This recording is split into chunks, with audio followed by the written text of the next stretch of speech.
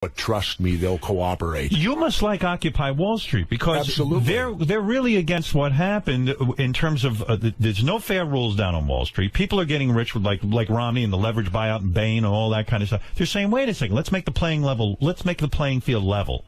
Right? That's what they're saying. In fact, more than that, Howard, everyone in this country should have supported the Wall Street movement, and I'll tell you why.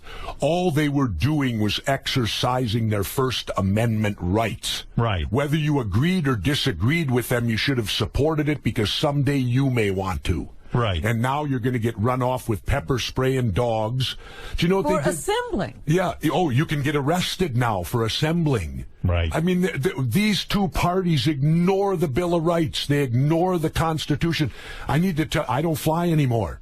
You know about my court case. Now, your court case was thrown out. Yes. And right. I sued under the Fourth Amendment, reasonable search and seizure. You went to the airport. They searched you. Well, I have metal in my body. Right. So when I go through the metal detector, I go through naked. It's going off. Right. So then I'm subjected to either the X-ray or the sexual assault, right?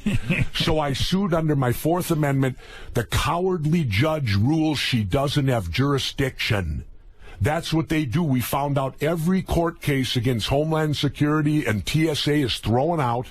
People need to understand when you go to an airport. What do you want them to do, though, at the airport? In other words, we do want a level of security, right? We don't want to get on a plane. The Israelis don't do what we do. What do they do? And they profile. They do it like detectives. Are you for that?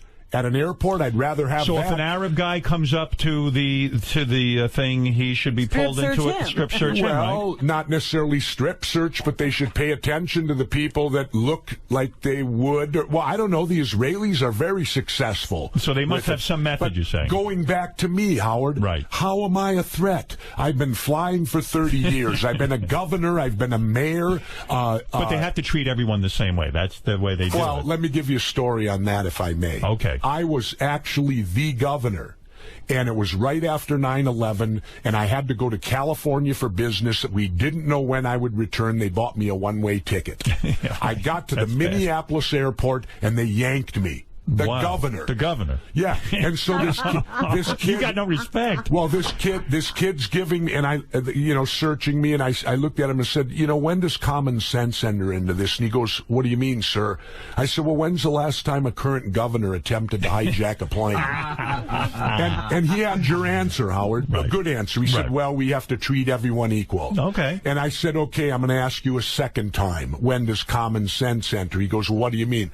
I said, you see those two guys in the suits over there waiting for me? He goes, yes. I said, they're both carrying 9mm. They're my bodyguards. They're getting on the plane with me. I'm their boss. All I have to do is order them to give me their gun, and they have to. Right. You're searching me, and I'm getting on a plane with two armed bodyguards. It does seem ridiculous. Right. Well, then I got to California. Right. I'm not even governor there. Right. We finished the business. We got the one-way ticket back to Minneapolis.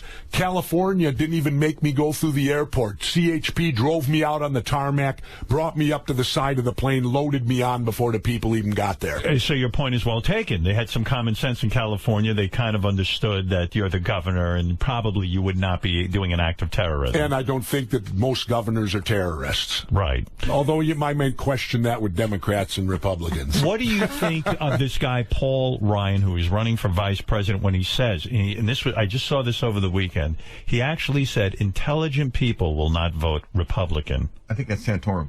Was it Santorum who said it? I thought it was Paul Ryan who said it. No, it was Santorum? Oh, is that what he said?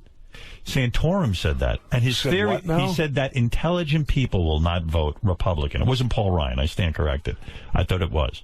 So Santorum said this because he said, only faith-based people will vote Republican. Good, solid American, but really intelligent people, the intelligentsia, will not vote Republican. That seems like a crazy statement. Well, maybe that's because intelligent people aren't faith-based. Maybe that's it.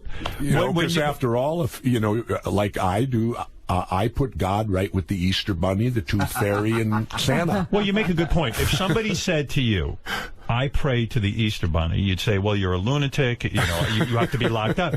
But if they say, I pray to God, or I pray to Jesus, or whoever, I don't know, whoever it is. By the way, Jesus was against organized religion, too. Yeah, well, so what, he would be appalled if he saw what was happening right now. Oh, absolutely he would be. So when you tell people you're an atheist, it offends them, doesn't it? Right to the core. They don't want to hear it, and they don't want you to have that opinion. Yeah. They want to change you. Yeah. It drives them crazy. I know a very religious person. I recently said, I know this guy's an atheist. He makes a very good argument that there's no God. And she got so violent.